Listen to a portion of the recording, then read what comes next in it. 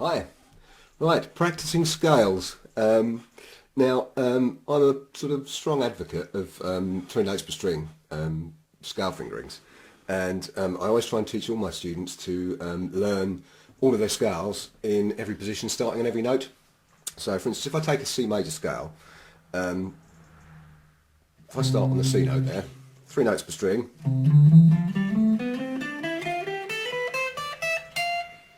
Okay, there's your C major scale. Now, obviously, what you can do is you can arrange your scales so you can start on each note up and run up each position. So that was a C major scale, starting obviously on a C. If I go up to a D note and play it in the next position up, so still all the natural notes, D, E, F, G, A, B, C, D, E, F, G, A, B, C. So it's the same scale, just starting on the next run of the ladder. Next one, then F, and so on, okay? Now, there's a couple of sort of practical upshots of learning your scales like that. One is being able to move around the neck. And when it comes to practicing them, running straight up and down is obviously great, but the important thing is to actually get used to transitioning from one position to the next and get familiar with how you can move from one scale fingering to the next without getting confused.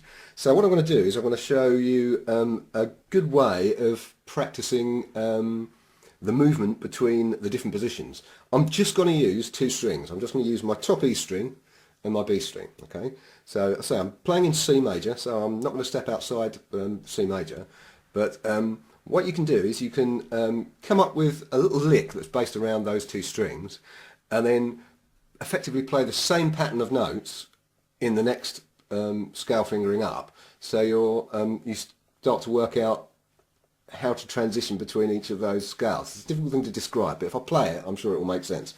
I'm going to do 3 different patterns here. One using a couple of pull-offs and hammer-ons, one with string bends, and one that's just sort of mechanically awkward to help with your sort of articulation with your left hand. So the first one, I'm actually going to start on C note, but on the scale fingering, starting on a G.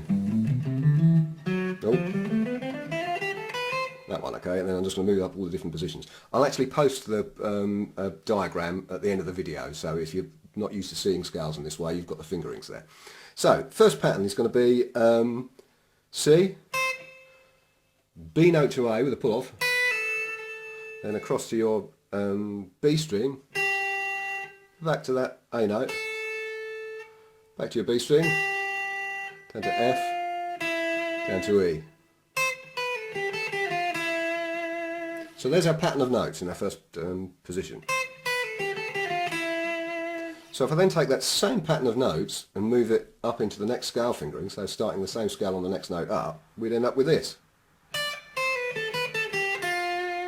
So you can hear it's the same pattern, but one note up the scale.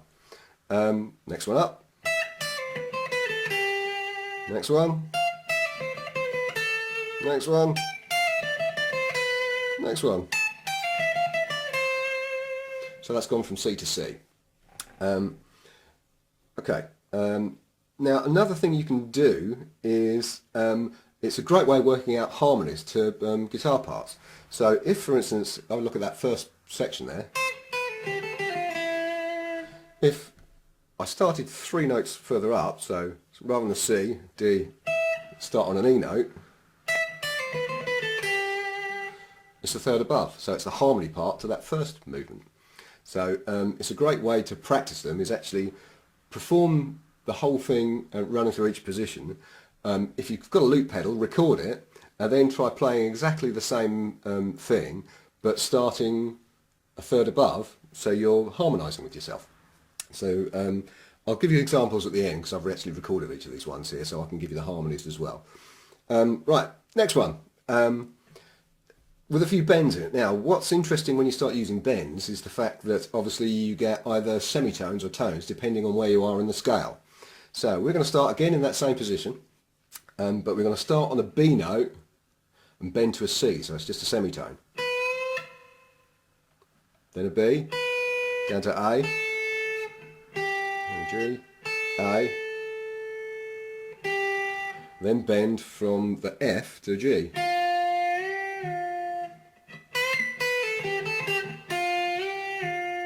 So there's our new lick that we're going to run through. So if you move up into the next position, so one note up, all of a sudden our intervals have changed. So we're starting with a tone bend now, and then a tone again. Next one up, tone again. Then we have two semitones. Back to tones. Right, last one. This is the kind of mechanically awkward one, okay? So it's utilising a sort of neoclassical style Bach sort of thing. So again, same position, but this time we're going to start on the A note, go up to the C, down to the B, back up to C. Then we're going to do the same pattern but on the B string. So starting on the E note, up to the G, down to the F, up to the G. So our last pattern, next pattern up, oh, next one, next one, next one, next one.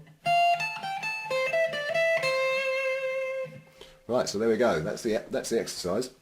What I'll do now is I'll play against myself in harmony. So I'll play what I've just done there on the backing track, and then what I'll do is, rather than starting in that position, I'll start two positions further up. So I'm playing a harmony against myself.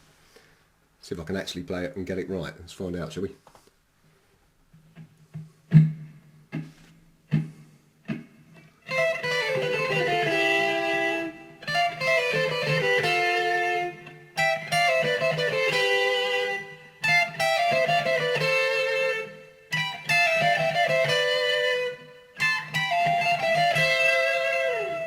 There's the first one. Now with the bends.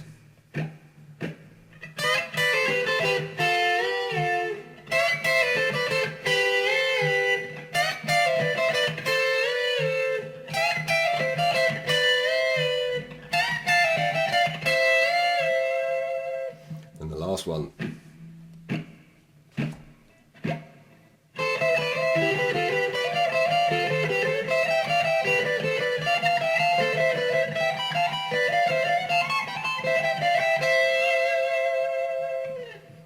There we go. Right, finally, what I'll do is I'll play just the harmony part, so see if you can work out how to play the lower part against the harmony that I'm playing. So I'll take it nice and slow. So here we go. So this is the first one. That one, okay? 1, 2, 3, 4.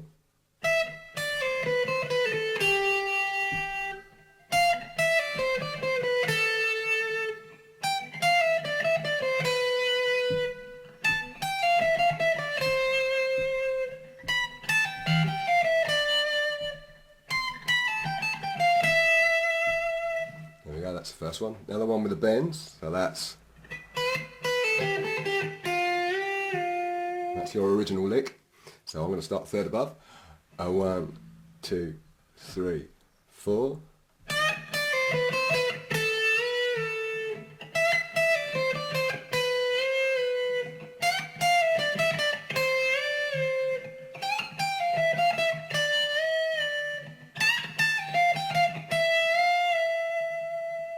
Right, last one.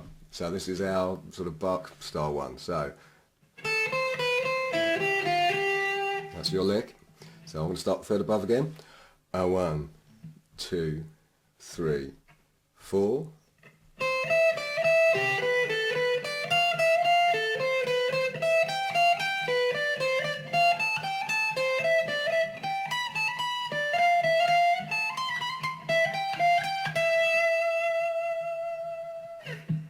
There we go.